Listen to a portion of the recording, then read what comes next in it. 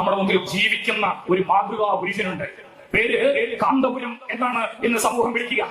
കാന്തപുരം ഇന്ന് ആരുടേതാണ് എന്ന് ചോദിച്ചാൽ അത് കേരളത്തിന്റെ ഉസ്താദാണ് എന്ന് പറയും. ആരായിരുന്നു കാന്തപുരം എന്ന് ഓർത്തു നോക്കി. ആരുടെ വിമർശനം ഏൽക്കാതെയാണ് വന്നിരായ കാന്തപുരം ഉസ്താദ് നടന്നു വന്നത്. ചെമ്പട്ട് വിരിച്ച രാജരഥയിലൂടെ കടന്നു വന്ന മനുഷ്യന്റെ പേരല്ല കാന്തപുരം.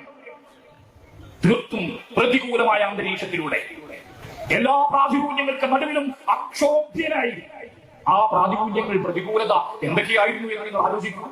വിളിച്ച വാക്കുകൾ മുഴുവനും, ആ വാക്കുകളെ മുഴുവനും എടുത്തിട്ട് ഈ തലപ്പാവിന്റെ നെറുകയിൽ വെച്ചു വന്നിരായ അവസ്ഥ. ഏറ്റവും വലിയ അവമതി എന്താണെന്നറിയോ? നിങ്ങൾ പ്രാകൃതനാണ് എന്ന് പറയുന്നതാണ്. നിങ്ങൾ യാഥാസ്ഥികനാണ് എന്ന് പറയുന്നതാണ്. ഇന്ന് നമ്മൾ കേൾക്കുന്ന ഒരു തെറിയുണ്ട്, 6-ാം നൂറ്റാണ്ടിൽ നിന്ന് ബസ് കിട്ടാത്തവൻ എന്ന്. 6-ാം നൂറ്റാണ്ടിൽ നിന്ന് ബസ് കയറാൻ കഴിയാതെ പോയ എന്ന വാക്ക്, അതിനെ ആകെ ചുരുക്കിയതാണ് പ്രാകൃതൻ, യാഥാസ്ഥികൻ. ആ യാഥാസ്ഥികത്വത്തെ എടുത്ത് വന്നിരായ കാന്തപുരം ഉസ്താദ് അതൊരു പൊൻതൂവലാക്കി അത് നെറുകയിൽ വെച്ചു. എന്നിട്ട് ഇവിടെയുള്ള സർവ്വ പുരോഗമനവാദികളെയും വെല്ലുവിളിച്ചുകൊണ്ട് അക്ഷോഭ്യനായി. നമുക്ക് എങ്ങനെയാണ് കാന്തപുരം ഉസ്താദിനെ ഇങ്ങനെ പ്രതികരിക്കാൻ കഴിയും?